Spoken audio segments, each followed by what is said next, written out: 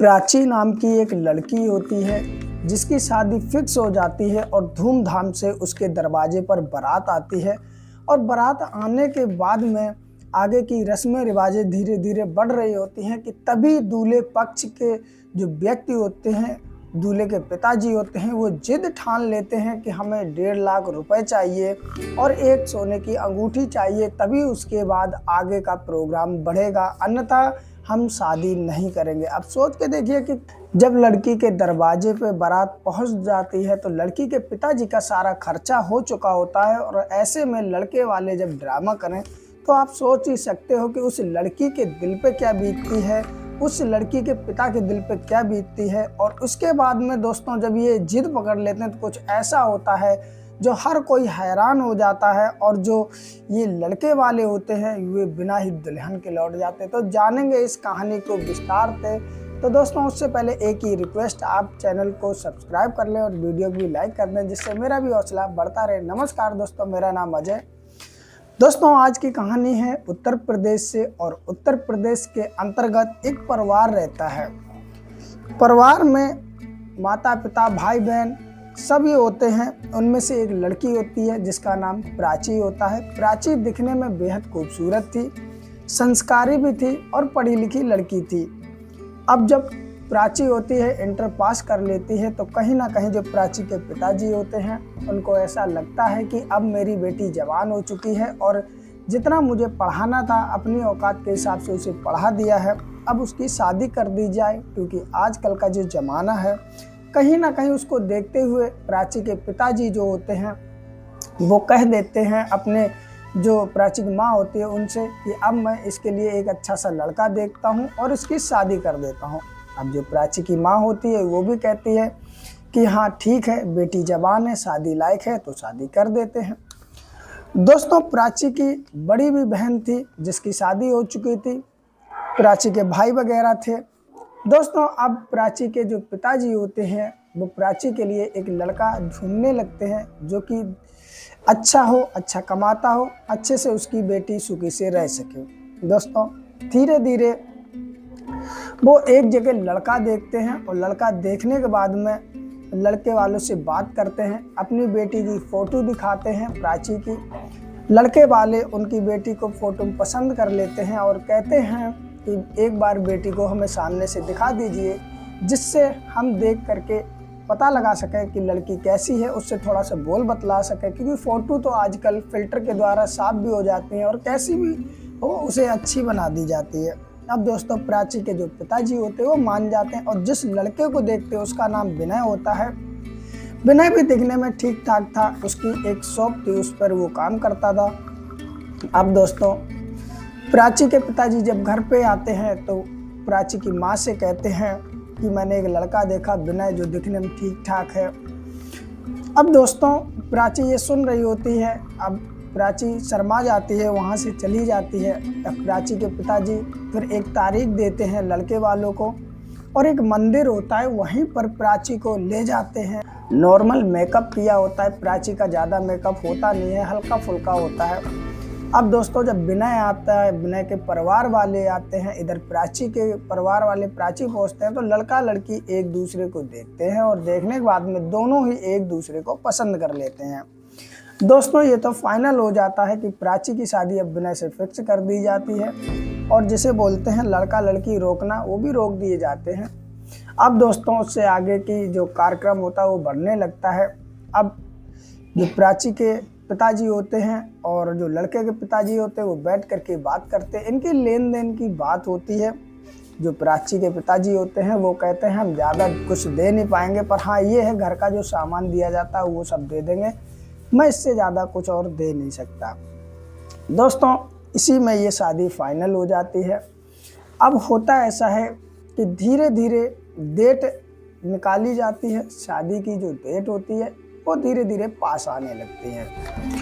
अब दोस्तों होता ऐसा है कि धीरे धीरे मेहमान भी आने चालू हो जाते हैं। प्राची की बड़ी बहन आ जाती है, उसके जो बहनोई होते हैं वो आ जाते हैं, उसका प्राची की बहन का एक देवर होता है आकाश, वो भी आ जाता है, प्राची की मौसी, यानी कि सभी रिश्तेदार आ जाते हैं। और शादी के मात्र 3-4 ही दिन बचे थे।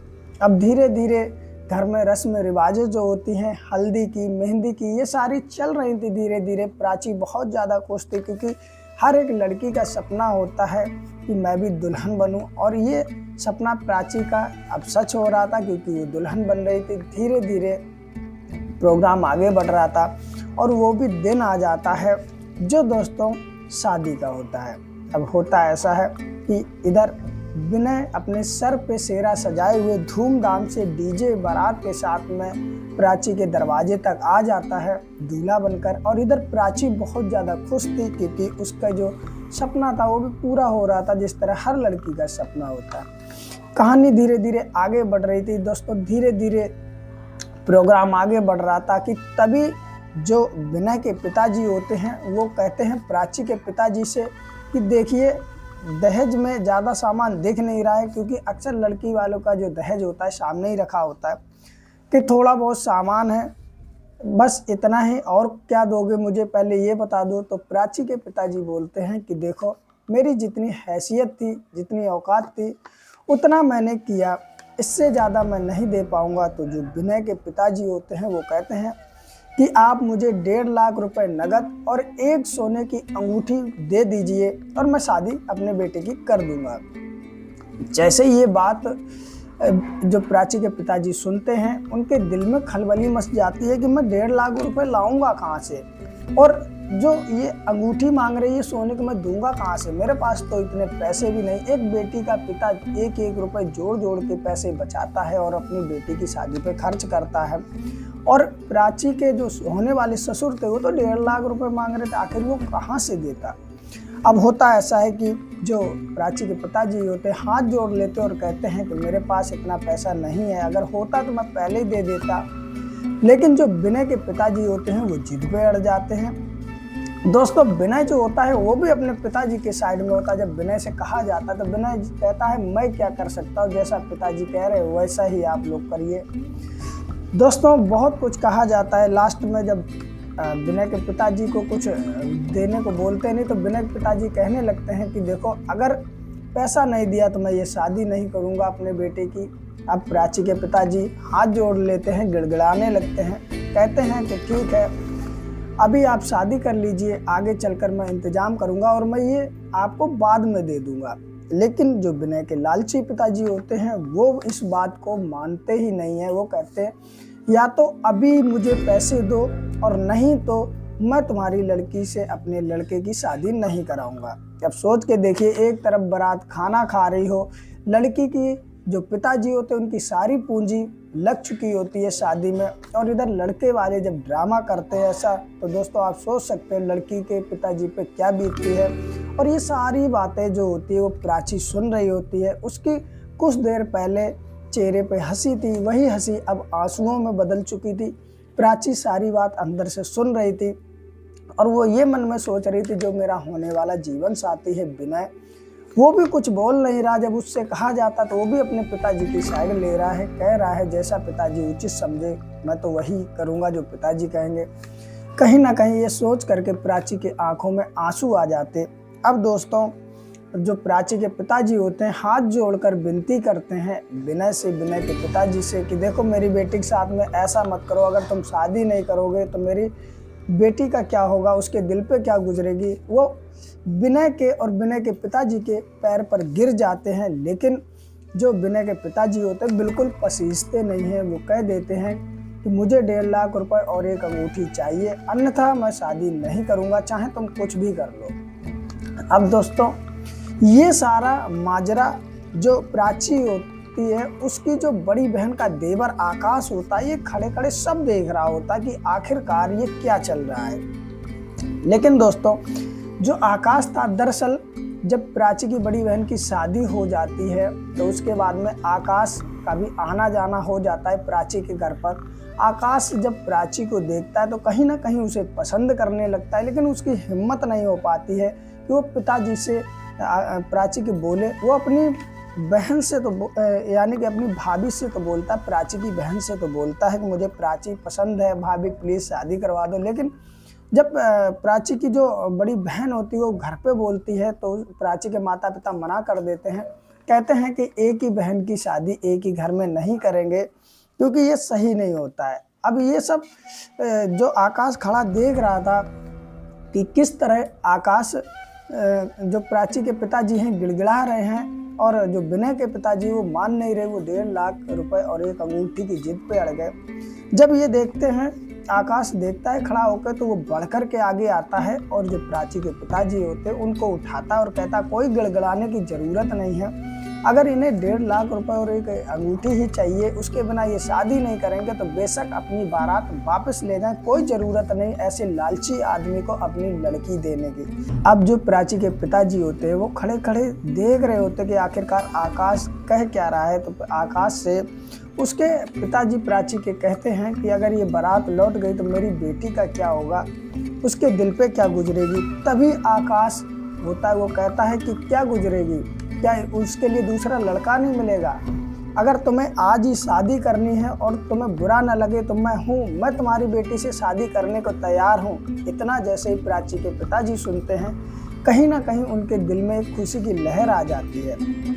उसके बाद में सभी लोग जो वहाँ खड़े थे, प्राची की तरफ के रिश्तेदार थे, वो सभी कहने लगते कि आकाश सही तो कह रहा है, आज तुम्हारी बेटी के शादी करने के लिए 1.5 लाख रुपए अंगूठी मांग रहे, कल को तुम्हारी बेटी से शादी कर ली और घर पे इनकी मांग बढ़ती गई और तुम्हारी बेटी को दुखी रखा। तो अब प्राची के पिताजी को सारी बात समझ में आ जाती। उसके बाद में प्राची के पिताजी और जो भी रिश्तेदार होते सभी उस बारात को भगाने लगते हैं वहाँ से और बहुत बेइज्जती करके विनय और उसके पिताजी को वहाँ से भगा दिया जाता है। बिना दुल्हन के ही वो बारात लौट जाती है। और इधर दोस्तों तुरंत ही तत्काल में आकाश को दूल्हा बनाया जाता है। जौन अवस्था में वो खड़ा था, जौन कपड़े में खड़ा था, तुरंत ही उसकी तैयारी कर दी जाती है, उसे दूल्हा बना दिया जाता है। और दूल्हा बनाने के बाद में पूरी रस्म रिवाजों के साथ में कहीं ना कहीं प्राची से फिर उसकी आकाश की शादी होती है। और जो प्राची होती है वो भी खुश हो जाती, क्योंकि जब विनय पैसे की डिमांड कर रहा था, उसके पिताजी पैसे की डिमांड कर रहे, तब प्राची समझ चुकी थी कि ये लालची किस्म के लोग हैं, इनसे मेरी शादी ना हो वही बढ़िया। अब दोस्तों प्राची ने तो आकाश के बारे में कभी कुछ सोचा ही नहीं था। बेशक वो अपनी बहन के यहाँ जाती थी, आती थी, बस बोल लेती थी। उसने ऐसा नहीं सोचा था कि कभी मेरी शादी आकाश से होगी। आकाश तो जरूर चाहता था प्राची को देख करके। अब दोस्तों दोनों की शादी होती है और हंसी खुशी बढ़िया से शादी होती है। जो प्राची की बहन थी, जो प्राची की शादी में आई थी, अब वो अपने देवर की समझो एक तरीके से बारात में शामिल हो जाती है। और उसके बाद में बड़ी धूमधाम से आकाश की और प्राची की शादी होती है। जो भी प्राची के पिताजी ने सामान दहेज में खरीदा था वो सारा आकाश के घर चला जाता है और साथ में दुल्हन बन के प्राची आकाश के साथ में घर चली जाती है। और साथ ही साथ में प्राची की बहन बानोई जो होते हैं वो भी साथ में चले जाते हैं और रस्म रिवाजे के साथ में ये शादी संपन्न होती है। और आकाश और प्राची जो होते हैं दोनों खुशी खुशी रहते हैं। इधर प्राची के पिताजी भी खुश हो जाते हैं, सभी रिश्तेदार भी खुश होते हैं। और दोस्तों विनय और उनके पिताजी की बहुत बेइज्जती होती है और वो भगा दिया जाता है। तो दोस्तों इस तरह से कुछ आज भी हमारे समाज में कुछ ऐसी मानसिकता वाले लोग रहते हैं जो दहेज के लिए कुछ भी करने को तैयार हो जाते हैं और बाद में खुद की ही बेइज्जती हो जाती है। जब इनकी बारात गांव पहुंचती है तो वहाँ भी तरीके की बातें होती है, क्योंकि बिना दुल्हन के ही विनय की बारात लौट आई थी। लेकिन दोस्तों सच्चाई तो फिर पता ही चल जाती और फिर सभी लोग दोस्तों विनय और विनय के पिताजी के ऊपर थूकते हैं कि दहेज के लालच में अपने बेटे की बारात ही बिना दुल्हन के लौटा लाए। और इधर दोस्तों आकाश जो होता है बहुत ज़्यादा खुश होता है। वो प्राची को पहले से चाहता था और प्राची उसे मिल चुकी होती है, उसने मौके का सही से फ़ायदा उठा लिया। और दोस्तों कहीं ना कहीं प्राची भी खुश हो जाती है और दोनों ये खुशहाल ज़िंदगी बिताने लगते। तो आज की रही दोस्तों ये कहानी। जो भी इस कहानी को लेकर आप लोगों की राय हो हमें कमेंट बॉक्स में ज़रूर बताना दोस्तों। और कहानी आपको कैसी लगी, अच्छी लगी हो तो दोस्तों एक लाइक ज़रूर कर देना आकाश के लिए, क्योंकि उसने जब देखा कि प्राची के पिताजी के ऊपर प्रेशर बनाया जा रहा तो वो आगे आया और खुद ही सारी कमान अपने हाथ में ले ली और बोल दिया अगर तुमको पसंद हो तो तुम मुझसे शादी कर दो अपने बेटे की और मुझे कुछ नहीं। और प्राची के पिताजी फिर कर देते। तो दोस्तों आज की कहानी है, कहानी अच्छी लगी तो लाइक करें और दोस्तों एक रिक्वेस्ट है आपसे, चैनल को सब्सक्राइब जरूर कर लें और वीडियो को ज़्यादा से ज़्यादा शेयर करें, जिससे मुझे भी थोड़ा हौसला मिलता रहे। फिर मिलते हैं किसी और कहानी में, तब तक के लिए नमस्कार।